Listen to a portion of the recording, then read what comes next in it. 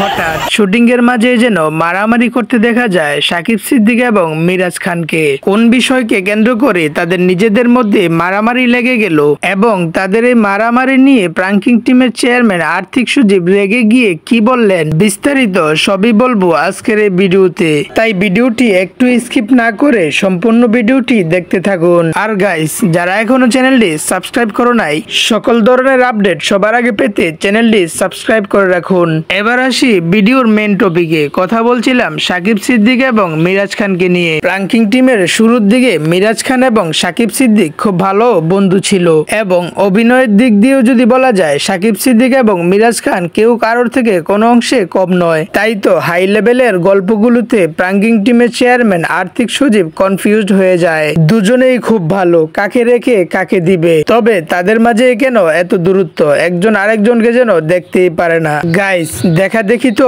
পরের বিষয়, একজন আরেকজনকে যেন প্রতিনিয়ত মারার প্ল্যান করছে এবং সাকিব সিদ্দিকের চ্যানেল থেকে আমরা এটা লাইভ দেখতে পারি যে সাকিব সিদ্দিক মিরাজ খানকে মারতে যাচ্ছে। তারপর পরই আমরা আবার দেখতে পারি মিরাজ খান আবার আরেকটি লাইভে আইসা বলতেছে যে সাকিব সিদ্দিক আমার এলাকায় এসেছে। সেও ওপেন লাইভে থেকে হাতে লাঠি নিয়ে রাস্তায় নেমে পড়েছে। আমি একটা লাইভ দেখলাম, সেটা হচ্ছে সাকিব হচ্ছে লাইভে গেছে, ও বললো যে অনেকে আমার এলাকায় আসছে। আমিও লাইভে যে কমেন্ট করছি আমি আসতেছি, তো আমি আসলে উত্তরাতে যে বের হইছি, বাট আমি ওরা খুঁজে পাচ্ছি না যে কোথায় আছে। তাদের এই কর্মকাণ্ড দেখে প্রাঙ্কিং টিমের চেয়ারম্যান আর্থিক সচিব রেগে গিয়ে তাদের দুজনকে নিজের অফিসে ডেকে নিলেন এবং আর্থিক সচিব তাদের দুজনকে উদ্দেশ্য করে বলেন, তোমরা দুজনেই আর্টিস্ট, তোমরা দর্শকদেরকে ভালো ভালো কাজ উপহার দিবে। এভাবে সেটে এসে ওপেন ক্যামেরায় তোমাদেরকে মারামারি মানায় না। দর্শক তোমাদেরকে প্রচন্ড পরিমাণে ভালোবাসে এবং এই ভালোবাসা জায়গাটুকু তোমরা ধরে রাখবা আশা করি। এবং সর্বশেষ তিনি বলে দিলেন যে তোমরা নেক্সট টাইম যদি এভাবে করতেই থাকো তাহলে কিন্তু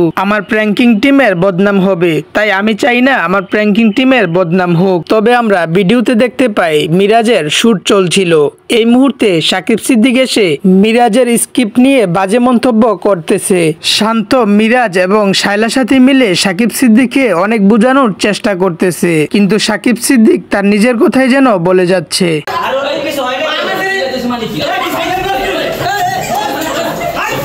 তবে গাইস, এই ঝগড়ার পিছনে আসল দোষটা কার অবশ্যই তোমরা কমেন্ট বক্সে জানিয়ে যাবা এবং ভিডিওটি দেখে যদি একটু ভালো লেগে থাকে তাহলে ভিডিওতে একটি লাইক দিয়ে চ্যানেলটি সাবস্ক্রাইব করে দিবা। আল্লাহ হাফেজ।